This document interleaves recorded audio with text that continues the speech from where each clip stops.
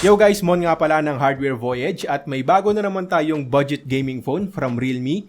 Ito yung Narzo 30A at hindi ko pa alam yung price ngayon pero kung pagbabasihan natin yung price ng Realme Narzo 20 na nireview natin last year, malamang abot kaya lang din to.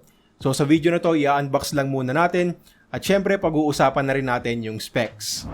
Okay, so makikita natin nakakaiba yung box ng Realme ngayon. Kulay blue naman at mas malamig sa mata. Sa likod, makikita kaagad natin yung ilan sa mga specs. Tinodo nila sa 6,000 mAh yung battery. Meron din tayong 18-watt charger, MediaTek Helio G85 gaming processor, 6.5 inches na display at 13 megapixel dual camera setup. Sa loob, meron tayong mas maliit na box na merong SIM ejector pin at documentations. Sa ilalim nito, makikita naman natin yung phone. At syempre, andito rin yung USB Type-C charging cable at 18-watt charger. Medyo nakakalungkot lang dahil dumadami na yung phones na walang kasamang jelly case sa box. Marami pa rin kasi sa ating mga Pinoy ang naglalagay ng case kahit pa textured yung likod ng phone. Pero buti na lang, meron pa rin tayong pre-installed na screen protector. So ito na yung Realme Narzo 30A. Meron tayong dalawang kulay na pwedeng pagpilian, laser black at laser blue, pero may pagka blue-green itong blue variant nila. Around 3/4 nung likod ay merong textured na diagonal stripe design, tapos smooth matte finish naman dito sa bandang taas na pareho namang hindi kapitin ng fingerprints. Makikita rin natin dito yung pa-square na camera module, rear-mounted na fingerprint scanner, at isang maliit na Narzo branding. So again, gumawa na naman ng simple pero kakaibang design ang Realme dito sa Narzo 30A. Sa kanan nakalagay lahat ng mga buttons natin. Sa kaliwa meron tayong slot para sa dalawang SIM cards at isang micro SD card. Tapos dito naman sa baba meron tayong headphone jack, microphone, USB Type-C port at isang speaker.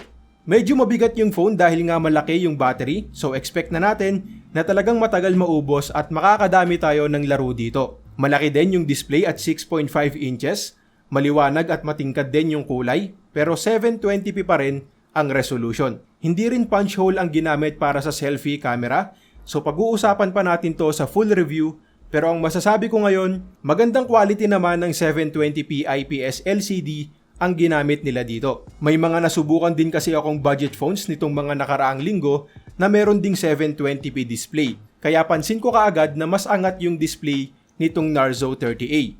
Well, mas maganda pa rin kung 1080p na, pero syempre, dapat malaman din muna natin yung presyo ng phone na to. Sa performance naman, again, MediaTek Helio G85 ang gamit nating chipset. And so far, mabilis at wala namang lags kapag nagna-navigate ako sa home screen at pati na rin sa mga social media apps. Hindi pa ako pwedeng maglabas ng benchmark scores, pero bibigyan ko kayo ng isang maiksing gameplay sa Mobile Legends.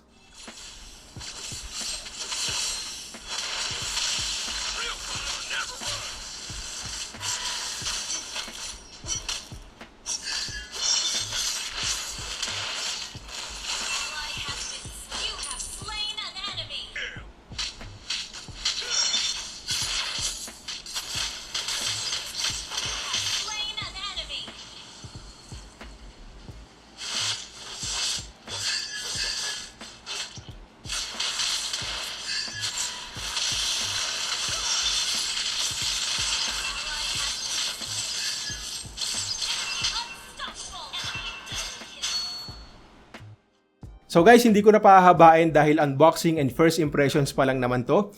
So far, maganda naman yung gaming performance at battery life na nakita ko dito sa Narzo 30A.